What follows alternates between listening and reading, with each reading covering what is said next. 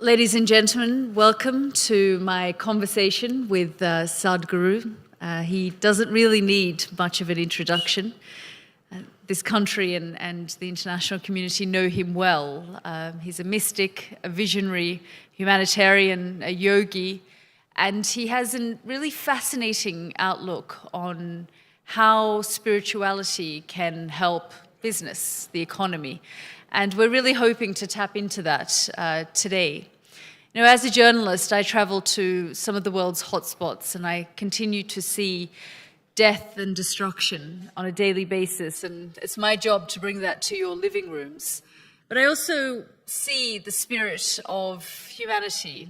The human spirit is an incredible thing. And you can also see in these communities that one person can make a huge amount of change. So in my conversation with Sadhguru, we're going to talk about these things, how you as individuals can make change and what our responsibility is individually, collectively, and as a society. Really great to talk to you, Sadhguru. Let's talk about, firstly, this concept of inclusive economies that you coined some 12 years ago. You took the idea to Davos. If you can briefly first tell me what you mean by it. Say, namaskaram to everyone.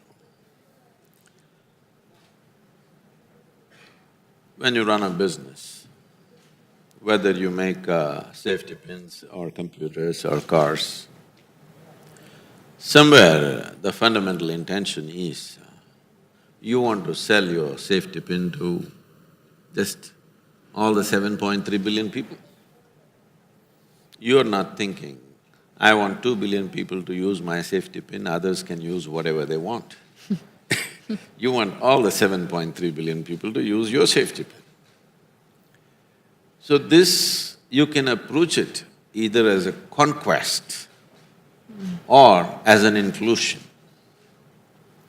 If you approach it as a conquest, then the very process of what you're doing will be destructive in many ways, both for yourself and to the people and to the general ecology and the situation.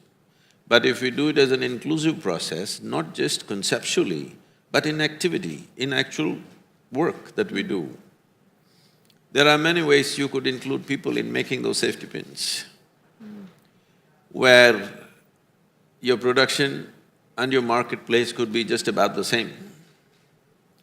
If you do not include everybody, your business is not really matured in real sense. Whether you will get to sell it to all the 7.3 billion people or not is another matter.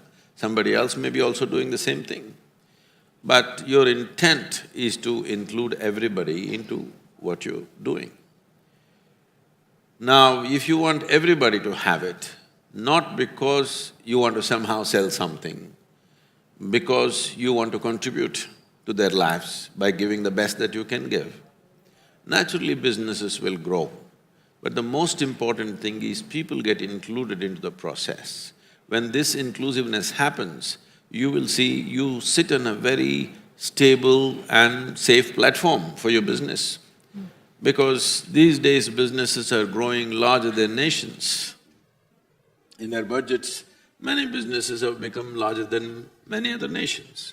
When you have such a large investment and at stake so many things, a nation has an army, a nation has various other instruments to protect itself. A business doesn't have these instruments. Its only safety is how much people want it. The safety of your business depends on how much people are loyal to what you're doing. If you build that loyalty and that inclusiveness from people around the world, then you are sitting on a safe platform. When you are sitting on a secure platform like that, you will have many opportunities to innovate, do many things, because now creativity flows from variety of places. I'm just saying, suppose you're selling a safety pin, I'm sticking to the safety pin as the most basic product. If you just give out a call across the world to your customers, please design a new kind of safety pin if it's possible For all you know, you may get 1,000 different designs free of cost.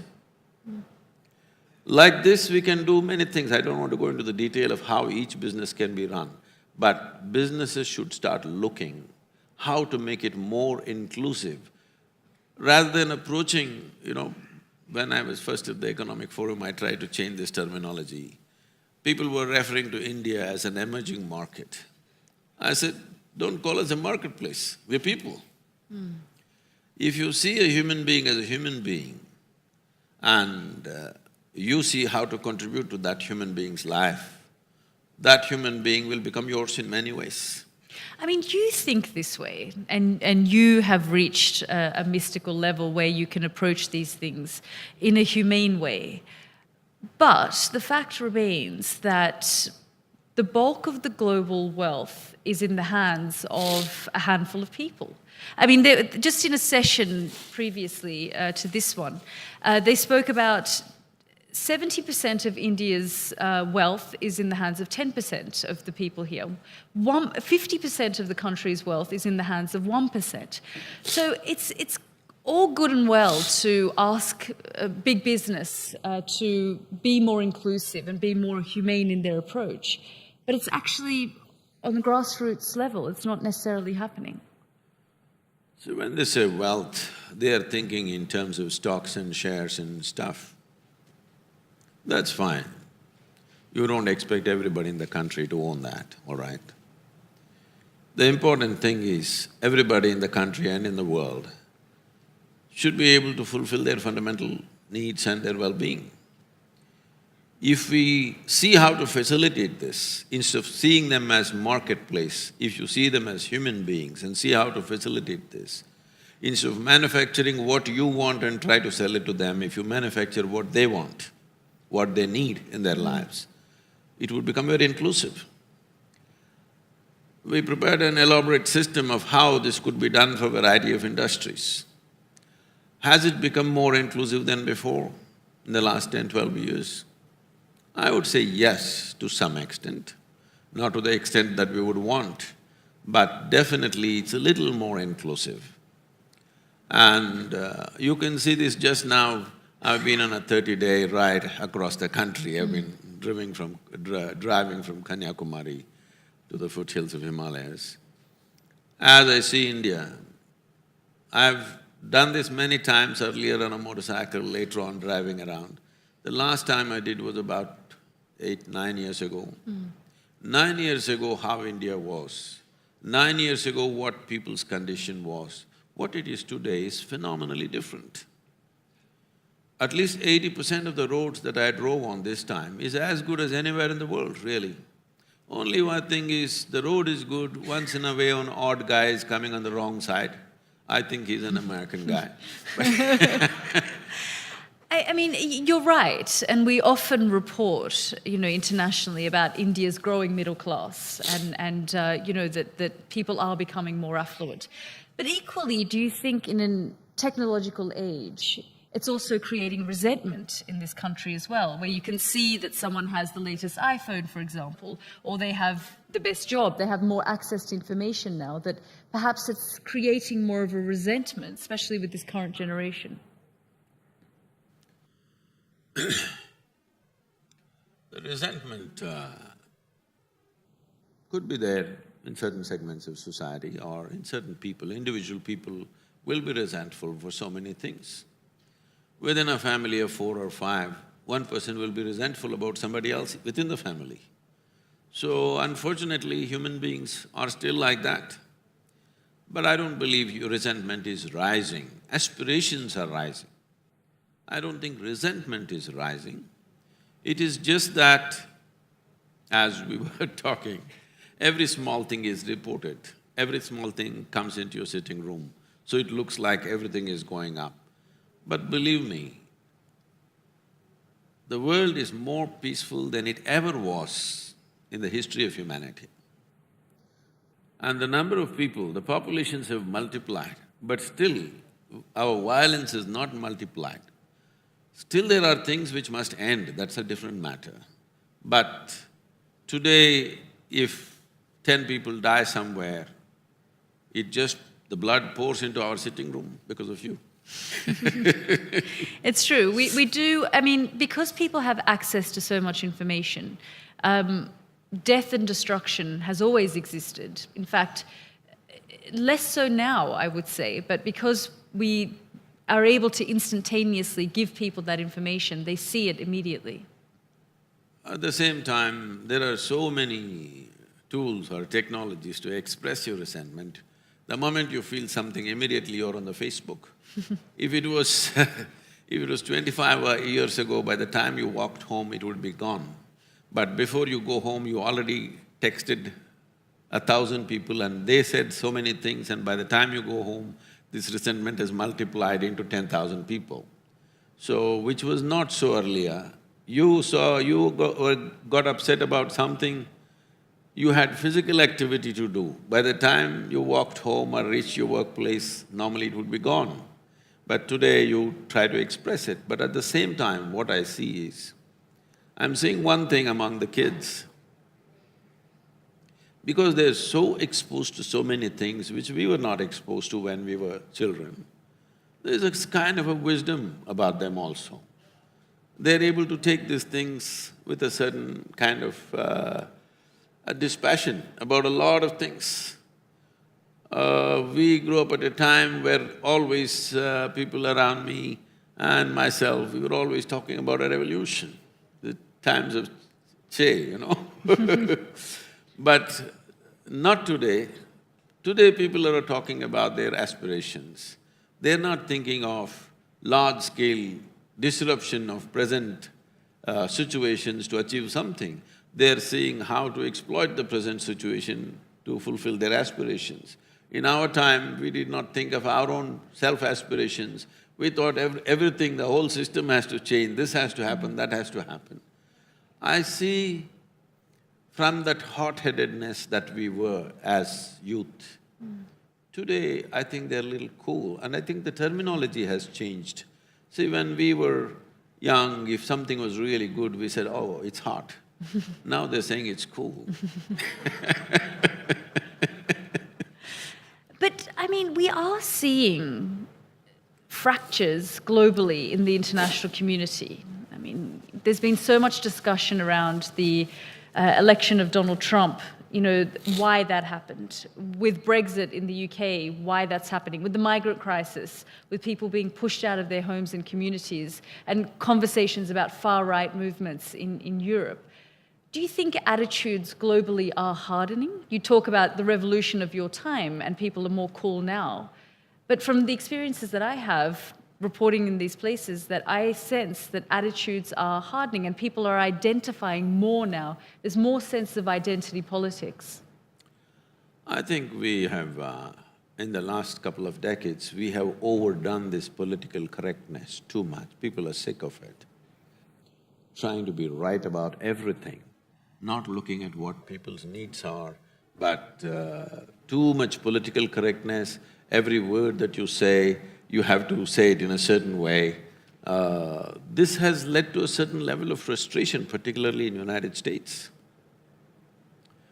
Now, they're trying to protect their rights because they feel threatened. The majority communities in various nations are feeling little uncomfortable because they feel slowly it is being taken over.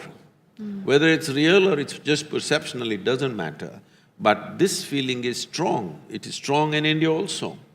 Because constantly talking minoritism, people feel uncomfortable. What's going to happen to us?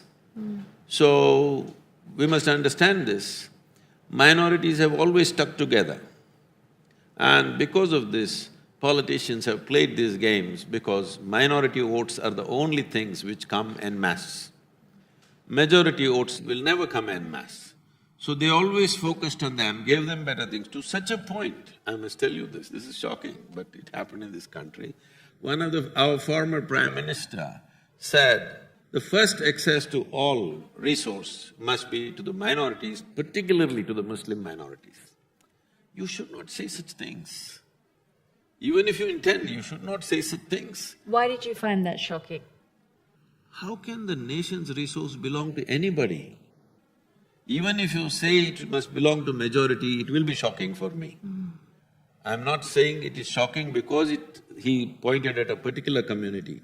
I'm saying it's shocking in a democratic country, which is a secular nation, that you think it should belong to one particular segment of people is wrong, whether it's majority or minority. So when you make these kind of statements, postures and positions get hardened by other people to protect their own interests. What is economic will take on a religious hue altogether. It's essentially an economic issue, but it will take on a religious tinge. Once it takes on a religious tinge, everything becomes uncontrollable. Do you think that's a result of a lack of leadership? Do we have a global lack of leadership at the moment? There is lack of leadership in a certain way, but at the same time, we need those kind of leaders only when we are in crisis. Rest of the time, we just need a CEO to manage the nation. Only when you have to lift a nation out of some pit, then you need that kind of an inspiring leader. Rest of the time, you don't really need that kind of leader. A manager is good enough. Actually, there is a survey in India which shows that in many of the states, when they had the weakest chief minister, that state does very well in economically, you know. Why is that? Because he doesn't know how to meddle with everything. So do you find, I mean, you've raised the kind of, the previous Prime Minister, did you say the previous Prime Minister said a former leader talking about, incentives going to certain communities. Is that an issue that India continues to face in its attempt to be politically correct? See, somewhere we have to come to this. In a democratic country, numbers are important because elections are just a number game. Because numbers are important, people are trying to get those numbers whichever way possible. So, our election commission has put so many restrictions. If you say one religious word, immediately there is a censure, you can even go to prison by inciting something. So they don't do it in public meetings, they do it in those closed meetings, whatever. So one important thing is, if a democracy has to succeed, individuals should vote as individuals, not as family, not as community, not as caste, creed or religion. Only when you and me vote individually, what we want to do, whether we are right or wrong, it doesn't matter, we vote individually, only then democracy will succeed. Otherwise, you're practicing feudalism with a democratic garb. So once it becomes feudalistic, naturally everybody's position hardens. What is the role of spirituality when it comes to business? It's very important in the sense, first of all, let's understand what is spiritual process. Spiritual process does not mean looking up or looking down. It is not about believing something, it is not about going to a temple, church or mosque or whatever. Spirituality means this: when your experience of life transcends the limitations of your physical nature, then we say you're spiritual. When we say physical nature, what is physical about you was all gathered from outside, isn't it? The food that we've eaten, which is sitting here as a body. Either we get it now, or when we are buried one day, we get it that we are actually part of the soil. So what is soil is now sitting here and acting up like this just because it can prance around, it starts believing things. But beyond what we have gathered, there is something else which you can call as life, you can call it whatever you want. But you exist beyond your body parts. So what body parts we gathered is just earth, which we have to put back one day. Something beyond that is within us. If we come to experience that dimension, then we say, you're spiritual. Or if you're seeking to experience that dimension, then we say you are on a spiritual path. Now, if you touch that dimension, naturally the sense of boundary will go away within you because boundaries are of the physical nature. Boundaries is a must for physical nature. This is me, that is you physically. These boundaries are very essential and this is needed. That goes for individuals, that goes for communities, that goes for nations. We call this a nation because it has a border, isn't it? So physical spaces are always defined by boundaries. A dimension beyond physical if you touch, there is no sense of boundary within you. It is naturally inclusive. If you bring people… Actually, when I was at WEF, I was asked, Sadhguru, if there's one thing we can do for you that will change this world, what is it? I said, I will name 25 people, give them to me for 5 days. I will change the world. In 2 to 3 years' time, there will be a huge change in the world. Who are these 25 people? I named 25 heads of the major nations on the planet. Normally, I need 2.5 days to do this to people, but because they are politicians, I said 5 days. You doubled the time. Double the time, just to ensure. If… I want you to understand this, whether it's yourself or anybody who's leading a business or a nation, if you sit here and if you can experience all these people as you're experiencing the 5 fingers of your hand, after that, I don't have to tell you what you should do with them. Once you have experienced something as a part of yourself, then everything that you do will be an expression of that. So if you run businesses like this, if you run nations like this, it'll work. How is this possible? Very simple. We could do an experiment. If you do like this and hold it, you will see something starts happening between your 2 hands, you know. I'm sorry. So what do you think ultimately then is missing from these 25 people who run the world? Why did you choose them? Limited identification is the only problem. I'm sorry. No, that's right. Sadhguru has a slight cough and cold, so he's asked me to bear with him. See, these people could have experienced when they're very joyful or loving. If you felt very, very exuberant within yourself, if you just take your hands and place it here, 6 to 8 inches away from you, right here you will feel sensations. If nothing like that happened, then we have to do something horrible.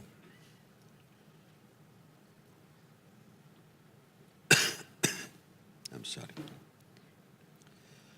You have heard this, somebody lost their leg or hand, though the physical leg was lost, the sensory leg was still there, they could still feel the sensations, it's called a phantom leg or a phantom hand.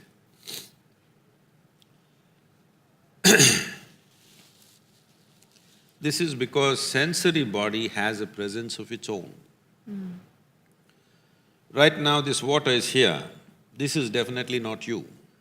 But if you drink it, it becomes you, isn't it? What is it that you did? All you did was include this water into the boundaries of your sensation. I'm sorry. I'm not… Do you want to…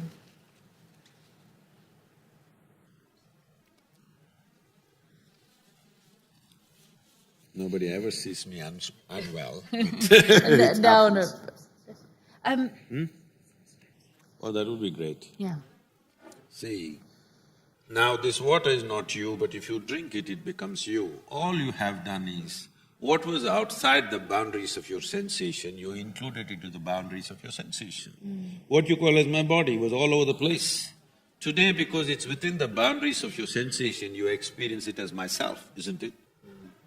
Now I can teach you a method with which your sensory body can expand. Let's say your sensory body became as large as this hall. If you sit here, you'll experience everything here as a part of yourself because everything is within the boundaries of your sensation.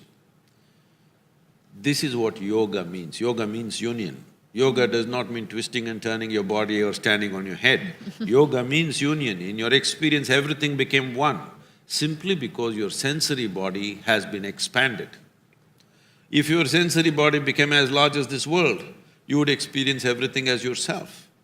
Sitting here for one moment, if you experience me as yourself, after that, do I have to teach you morality, thou shalt not do this, thou shalt not do that? Would it be necessary for you? So you're saying the problem is religion then? No, no, no. The problem is limited identification. You are identified only with this. So this is naturally either an enemy or something to get something out of. It is a marketplace, other people have become our marketplace. If we saw them as human beings, if you experience them as human beings, we would see how to contribute to their lives. If you see them as marketplace, you will see how to exploit them. So if you exploit them, there will be resentment. There will be, we can't live without you, but if we get a chance, we would like to do something to you. This is how the world is going on.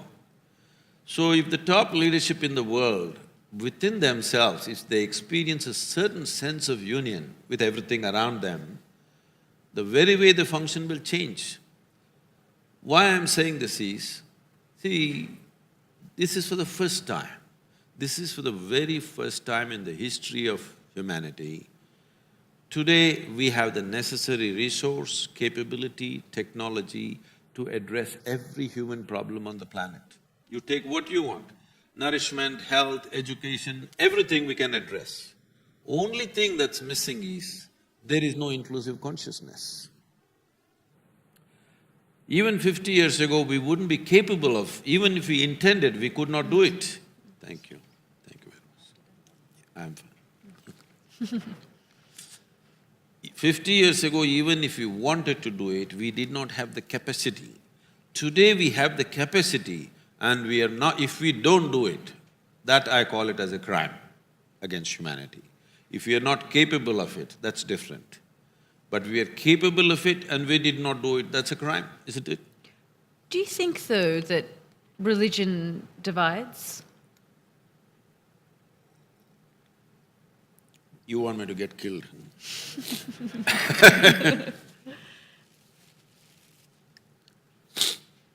See, the moment you believe one thing, you must understand this. Why do you believe something? Do you believe you have two hands? Or do you know you have two hands? I know. You know you have two hands. So what would you believe? Something that you do not know, you believe, to pretend that you know. If human beings understand the immensity of not knowing, immensity of seeing I do not know, if you see I do not know, only then the possibility of knowing opens up in your life. But now what we have done to humanity is, whatever you do not know, you just believe it. So you believe one thing, I believe something else. Today we are nice to each other, but when my belief and your belief comes to a competition, then we will kill each other. Do you think religious men, people in positions of power that others follow, exploit that? I wouldn't say they exploit that, they are also victims because they also believe. First of all, belief means this, you don't have the courage to admit something that you do not know as I do not know. What is your problem? What I know, what I do not know, what is the big deal about it? But that one thing humanity is not able to come to terms with is, they are not able to live with I do not know. But I do not know is a tremendous possibility. If you are in a state of I do not know, your intelligence is at its peak. The moment you think I know, then stupid things start happening out of you. So we have gotten human societies into this, that everybody has to believe something. It's very important we bring up our children in such a way that they become sincere enough. What I know, What I do not know, I do not know. What's the problem with this? But then, there'll be no religion. How would you feel about that? Huh? How would you feel about that? People think if there is no organized religion, everybody will go haywire. I don't think so. I have deep and profound trust in humanity. If you stir up humanity in the world, you will see it'll go fine. It is not necessary because of fear of God you're doing the right things. You should do the right things because you experience life as certain kind of unity. If you pay enough attention around you, you can understand very clearly you could not even exist here without the worms and the insects and the birds and the trees. You cannot exist here. This is how I launched this movement called Project Green Hands, now which translated itself into Rally for Rivers. I made people sit under trees and made them breathe in a certain way, set up a certain spiritual process. I said, see, what you exhale, the tree is inhaling. What the tree exhales, you are inhaling. One half of your breathing apparatus actually hanging out there. People sat like this, and now they got into a tree planting frenzy, you can't stop them. 32 million trees, they have planted living trees in Tamil Nadu, where it's changed the landscape. You can't stop them anymore because when they see a tree, tears come to them, because there is a sense of union. So, our best insurance is our humanity, not some from somewhere else and impose law upon ourselves. Instead of stirring up humanity, we are trying to make people believe all kinds of things. The moment you believe one thing and I believe another thing, conflict is just a question of time. I mean, you spoke about the trees and people now planting all these trees. You've used the connection that you have with people and the fact that they follow you in a positive way, but we've also seen men of God, God-men, gurus, religious men use it to exploit people. Just recently we had a case here in India. See, unfortunately, corruption has seeped into every sphere of life. There are corrupt politicians, there are corrupt policemen, there are corrupt journalists. I won't take it personally. There are. Many of them have been caught on something or the other. And unfortunately, there is corruption in the so-called spiritual space also. So this is a more fundamental problem than being associated with one particular type of activity. It is there everywhere. But in this sphere of life, maybe it's more stark and more painful because this is a sphere of life which runs on trust. So this is why, in many ways, in the last 35 years, I have transformed the spiritual space. You don't have to trust me, you don't have to like me, you don't have to love me. Just a simple procedure, like a science. So we call this inner engineering. It's a technology for well-being. You learn to use it, that's all. See, you're using a phone. You're using a Samsung, so you don't have to love the Koreans, you just learn to use the phone. So similarly, you don't have to love me, you just learn to use the method and it'll work for you. So, this has been my fundamental work, that spiritual process has to be delinked from faith as such, because this is the technology and science and technology for inner well-being. As there is a science and technology for external well-being, there is a whole science and technology for inner well-being. If you transmit it without frills, it will remain clean and good. So that's how it's working across the world right now. But somebody may misuse it always, but that misuse is there in every sphere of life, isn't it, unfortunately? It's true.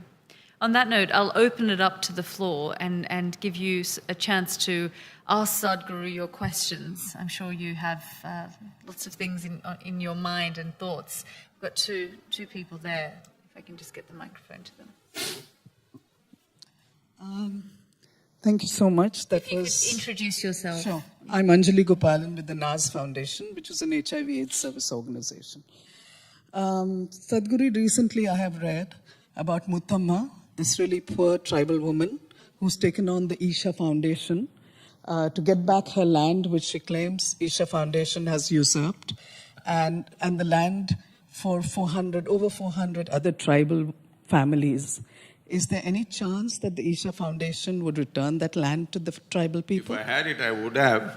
But the Isha Foundation has, and there's documented evidence. No. Please, there's no documented evidence or any kind of evidence. There are some people who should be pulp fiction writers who claim to be journalists right now, unfortunately, okay? You are most welcome to come and examine everything that you want to. These people should be writing pulp fiction, but they claim to be journalists. Unfortunately, as she was talking about some spiritual leaders being corrupt, certain journalists have taken to blackmail, okay?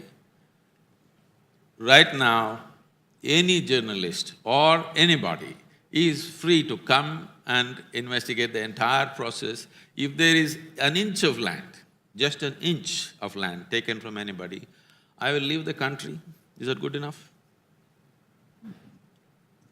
Inch. Okay. Thank you very much. My name is Biraj Patnaik, and thank you for talking about the environment and inspiring young people. I think that's very, very important today, and that's a role we wish more people did. You just spoke about pulp fiction and journalists, but what about the Tamil Nadu government, which has filed an affidavit in the High Court clearly stating and showing the violations, environmental violations and construction violations of your foundation on the land, the blocking of the elephant corridor. Leading to the situation where Justice Haripratnam, as you know, appealed to the Prime Minister not to go to the foundation because of these illegal activities. Yes. Surely the Tamil Nadu government filing an affidavit in a high court is not a work of fiction, Sadhguru. All right. Now, if there was substance to that, you think the Prime Minister would make the trip? Have some sense about what we are talking about, okay? If you have invested yourself in something already and you have to say these things, you're free to say it. But 1,000 times World Wildlife Fund, Tamil Nadu Forest Departments and the Environmental Ministry, everybody has said there is no elephant corridor in the region, anywhere within 100 miles. And you go on inventing an elephant corridor which doesn't exist, what can I do? About the Tamil Nadu government's affidavit, Tamil Nadu government's forest department has clearly stated in the High Court that this is not an elephant corridor and not an inch of land has been taken by the foundation. If this is not good enough, somebody goes on filing an affidavit. I will tell you, they said we have chopped off an entire rainforest. So we produced the Google Maps of 2002, 2008, 2010, 2016 and 2017. Not a single tree has been taken out. Now you don't open your mouth on that. Why? You said entire forest has been taken out. Look at the Google Maps. Today there is technology, you can't sell your lies forever. Some of you believe if you utter a lie 100 times, it will become a truth. It will not. Okay, we've got a question at the front here.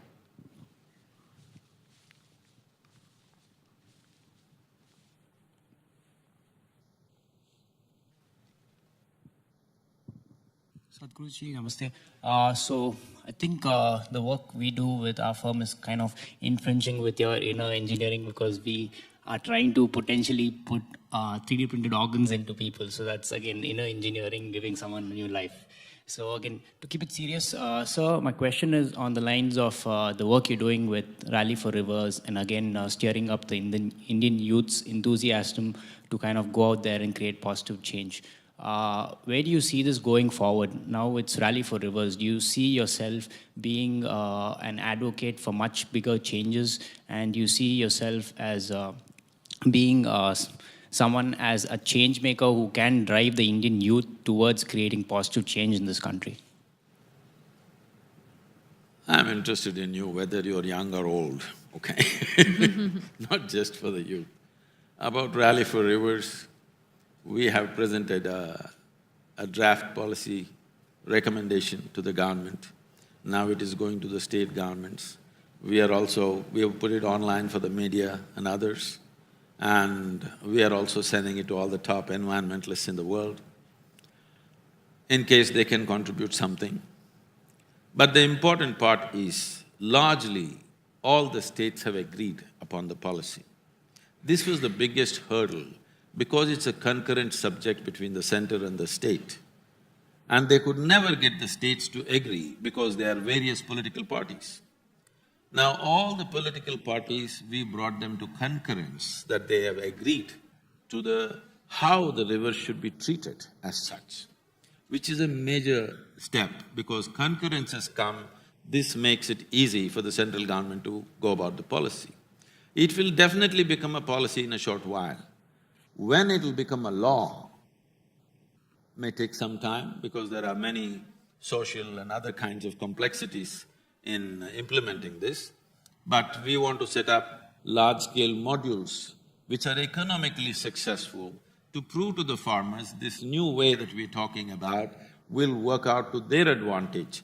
Without setting up an economic success, we don't want to push it. Once it's an economic success, I think it'll go like a revolution by itself. Great. Yeah, two here.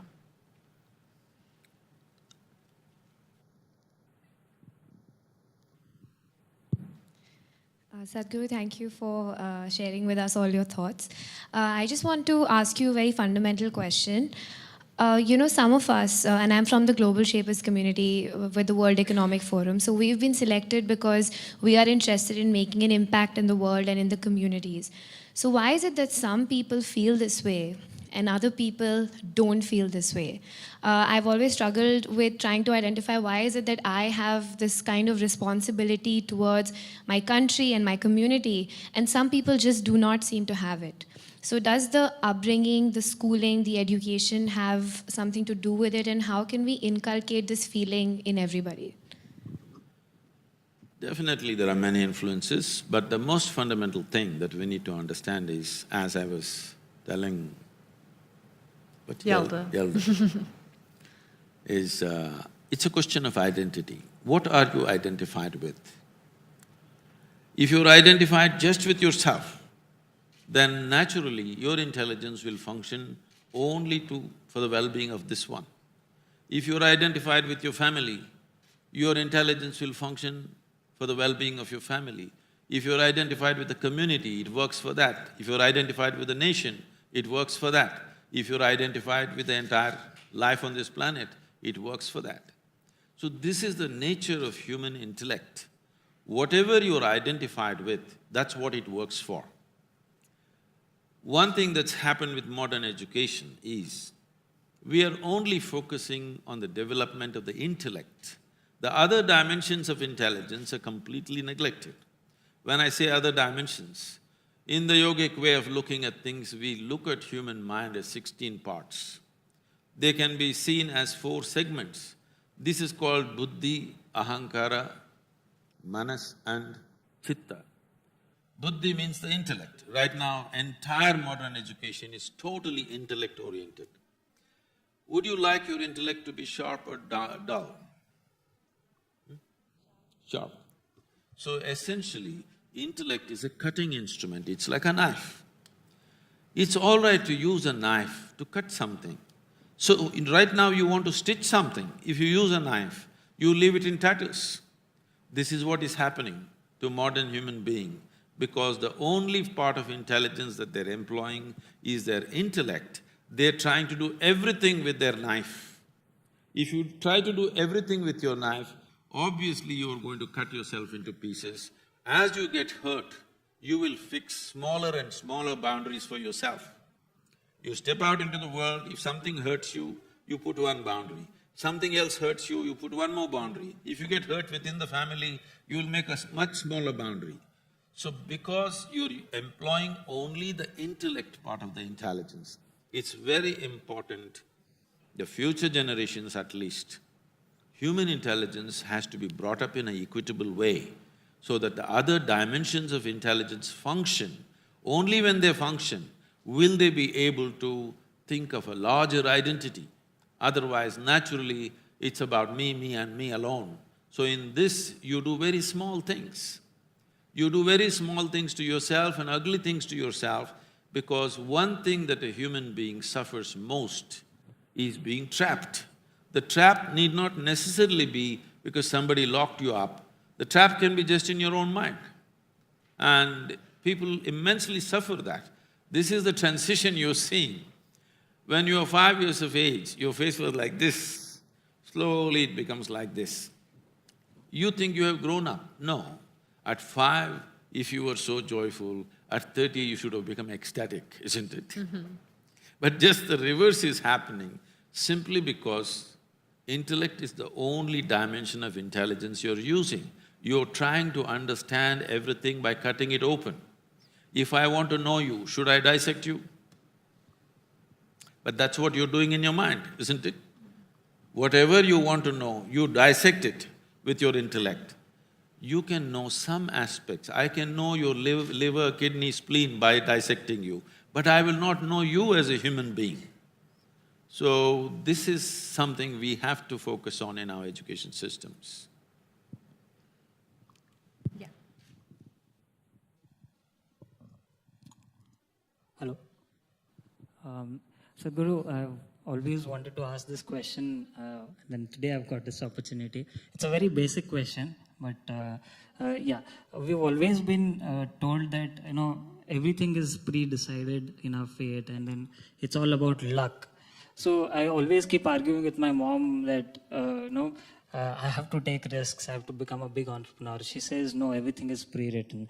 So what is in our control and what is not in our control? It is always confusing. So do we just let things go to happen, or keep struggling and then make things happen? It's very confusing, Sadhguru. Please guide us. If you're making something happen, why should you struggle? But some things that really do not work in our favor, we keep really… if I have to give… By taking a risk, I would like to give an example. Like for example, if we see Mark Zuckerberg's life story or Bill Gates' life story, it all began with so much of controversies, and all that. But at the end, they have really landed successful, and now they're doing well. So when we really see stories like this, it confuses us. What part do we follow, and then do we be honest or just keep doing or following things the way things come? There are many complexities in the question, please sit down. I don't know where the honesty came into this and why it came to question. Anyway, see, if you take charge of your physical body, if you have some mastery over your physical body, about 15 to 20% of your life and destiny will be in your hands. If you take charge of your intelligence, 50 to 60% of your life and destiny will be in your hands. If you take charge of your very life energy within you, 100% of your life and destiny will be in your hands. The question is only, have you taken charge of this? The problem is you're trying to take charge of the world. No, you have to enhance this. If this is enhanced, the activity you perform is naturally enhanced. This is like, there is a Buddh circuit here. The F1 circuit is here in Delhi. You are on the Formula 1 track with your old Maruti 800. If you hit 300 kilometers per hour, all four wheels will fly in 4 different directions. If you want to be on a F1 track, you must have a reasonably good machine which can take it. So, the important thing is you must enhance this one, but you're trying to enhance activity. If you enhance activity without enhancing this one, this will break up. This is what a lot of people are doing to themselves. But if you focus on enhancing this, you will take activity in your stride effortlessly. Then you will see creating something is not a struggle. I interviewed Satya Nadella, the Microsoft CEO, who's born in India, last week. And I said to him, the top 9 CEOs in the world are all Indian. Why are they all leaving the country? Why aren't we seeing a Microsoft or a Google being created here in this environment? Because in this country, we still have a socialist backlog. There are some people like this who raised their hands in the beginning, who doesn't like anything to succeed. If anything succeeds, they will go against it. Anything doing well, they don't like it. People are happy, they don't like it. So people go out and thrive. So should there be a Google or a Microsoft here in India? I'm sure it's bound to happen because the time for Google and Microsoft is past. Something new has to come up, I'm sure it will come up. I'll take some more questions if there are. Yep, just the lady in the back.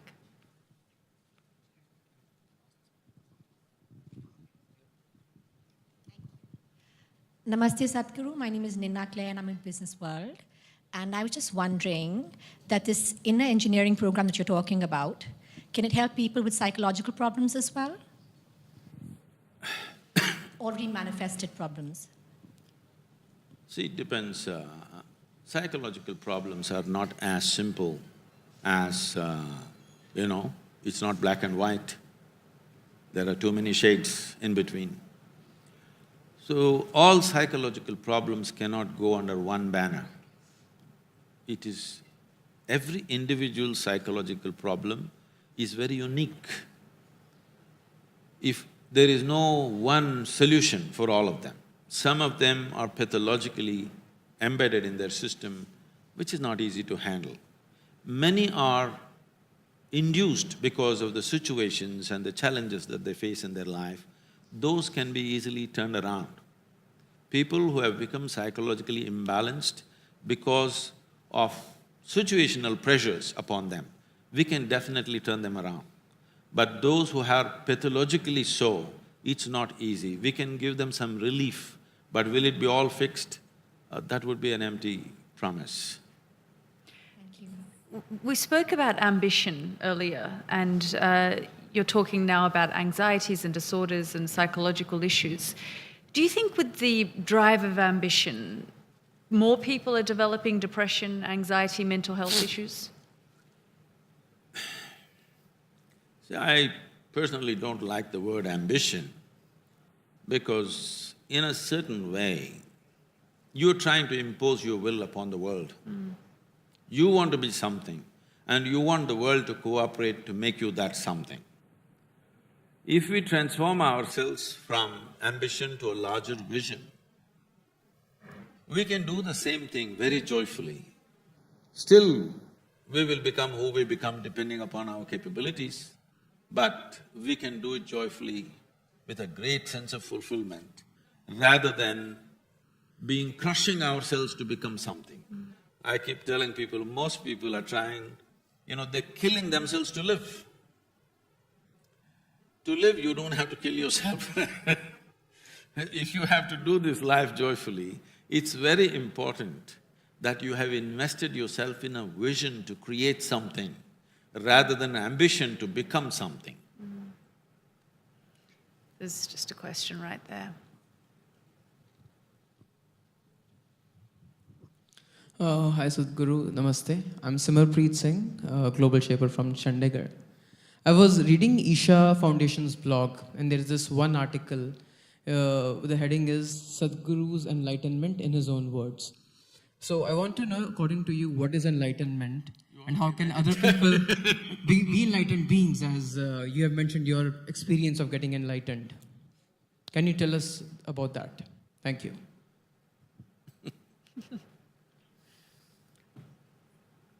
The blog didn't tell you. He couldn't figure it out from the blog. Let me put it technically, because there are so many glorious explanations about what it is. As I was speaking earlier, see, when you sit here, your experience of yourself is largely physical, isn't it? If somebody next to you pokes you, will you say, "Don't poke my body," or will you say, "Don't poke me"? Don't poke me, isn't it? Because your experience of the body is myself. But is it true, this body is something that you accumulated over a period of time? Yes? What you accumulate can be yours, can never ever be you, isn't it? Whatever you accumulate, it can be yours, it can never ever be you. Right now, as I'm speaking, I say, "This is my cup." You will think, oh, Sadhguru has some problems. But let's listen some more because everybody says he's wise. After some time I said, this is me. Then you'll say, let's go. Because this is sheer madness, isn't it? Something that you acquired, you think is you, isn't that madness? So right now, that is the madness. What you accumulated, you think it's me. The day you're free of this madness, we will say you're enlightened. Experientially, not intellectually. It's quite difficult to get to that stage, you would know. It is not difficult, it is just that it's in a different direction than the way you're looking right now. When I say the way you're looking right now, can you see me? Yes. Use one hand and point out where I am. You got it wrong, Yalda. Are you everywhere? Is that what No, you're no, trying to say? This light is falling upon me, reflecting, going through your lenses, inverted image in the retina, you know the whole story. So where do you see me now? Within yourself. Yeah, Where do you hear me right now? within myself. Within yourself. Where did you see the whole world? Within yourself. Have you ever experienced anything outside of yourself? Your pains and pleasures happen within you. Your joy and misery happen within you. Your agony and ecstasy happen within you. Even light and darkness is only happening within you, isn't it?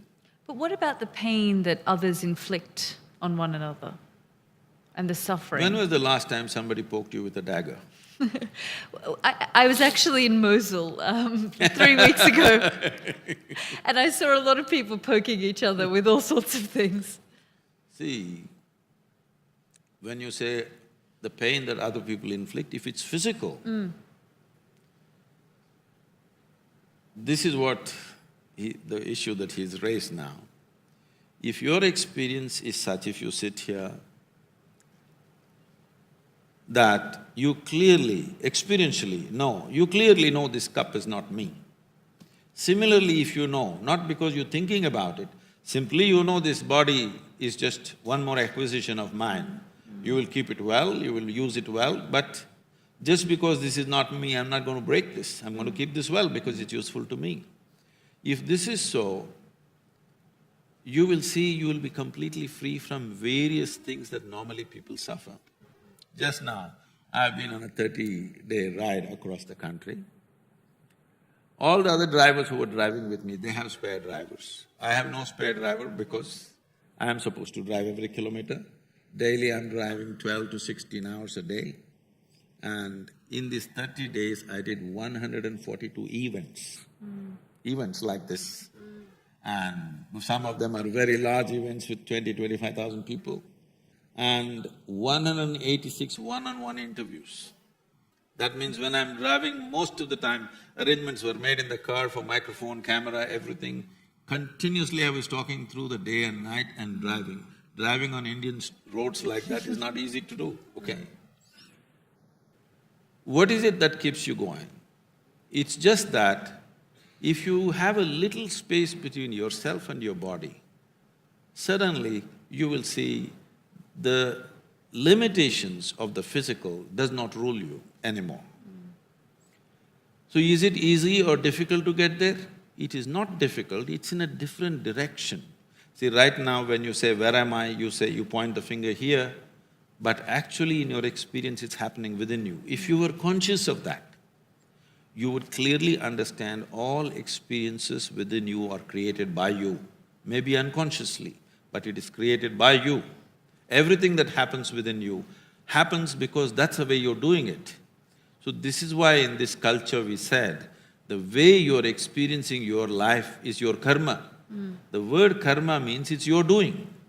Today it's been misinterpreted, they think it's a fate. It is not a fate, it's the most dynamic way to live. When we say your life is your karma, it means your life is your making, 100%. Why is it then that the majority of the 8 billion people on our planet follow the other path and not this path? If it's not difficult? You're counting me out, unfortunately, as if I don't exist. See, because people have begun to live in such a way that their involvement with life is very superficial. They're busy making arrangements on the outside. They have not paid enough attention to the life that they are. But if you want to really live well, you must understand the mechanism of what this is, isn't it? Suppose you buy a phone. If you don't read the user's manual, will you be able to use it well? I'm asking, this is the most sophisticated gadget on the planet, isn't it so? Yes. Human mechanism. Is there a better technology? This is the technology. Have you read the user's manual? So if you understood the user's manual fully and learn to use it that way, then that's enlightenment in a certain way. We've got time for one more question, if anyone has something brief that they'd like the opportunity to ask Sadhguru. Anything, yes?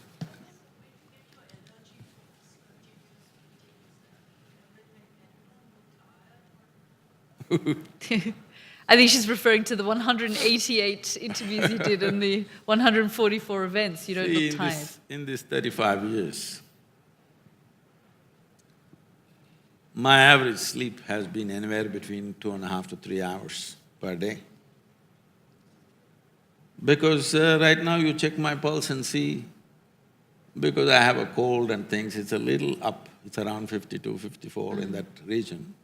But if I'm well and if I sit in one place, it'll settle down to 36, 34 in this range. It's going at ease. If everything is going at ease, then there is no stress of doing something. It's very important that human beings first learn to work upon themselves before they meddle with the world. If this one thing is done, then you will do the right things with the world around you. Because if you do not even know how to treat yourself well, how will you treat other people well? If you don't know how to bring well-being to yourself, how will you bring well-being to other people? It's not going to happen, it's just talk, empty talk. I was in a peace conference, international peace conference. 42 Nobel laureates were there. One after another, belting out long speeches, mostly read from paper, they don't even look up. They're just reading pages and pages. Then when my turn came, I asked, so much talk about world peace. How many of you can genuinely put your hand on your heart and say that you have a peaceful mind? Your mind is peaceful. They were very honest, they said, no, we are not peaceful, but we want the world to be peaceful. See, the world is very peaceful minus the human beings. World is fantastic minus the human beings. It's only what is happening in the human mind, a larger manifestation is happening on the street, which is looking ugly. Otherwise, tell me what's wrong with the world. If you and me are not here, the world is just fine, isn't it? So, we do not know how to bring balance to our own self, but we want to do that in the larger world, it'll never happen. We have to understand this. What you see as a world is just a larger version of who we are. If you don't fix this, we can't fix that. Do you predict that will ever happen? Because we're seeing a more divided… As we realize how small the world is, we're also creating more barriers and divisions. I'm not somebody who thrives on predictions of any kind. I don't like predictions, because predictions are made from the cold facts of today. Predictions don't take into consideration what's beating in the human heart. Human beings are aspiring to do something about themselves like never before. And today, I keep joking with people, I say, see, I'm the greatest guru ever in the history of humanity. They'll look at what happened to Sadhguru, he's becoming Mike Tyson or something. This is because when a Krishna came, when a Buddha came, when so many other great beings came, if they spoke, hardly 50 people could hear them. Today I can sit here and speak to the entire world This was never before possible thanks to the technologies. So today this is possible. This is also possible that we could make the world meditative, very much possible. And for the first time, we are touching that many number of people as we would have never done before. So is it a possibility? Definitely.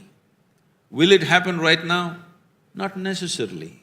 But in our lives, if we do not do what we cannot do, it's not a problem. In our lives, if we do not do what we can do, we're a disaster. So, it's my wish and my blessing that none of us should become a disaster like that. What we can do must happen.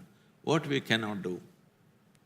On that note, I'd really like to thank you, Sadhguru, for taking the time to speak to us, and despite your cold as well. Thank you so much. I'm better now. You're better now. Thanks for it.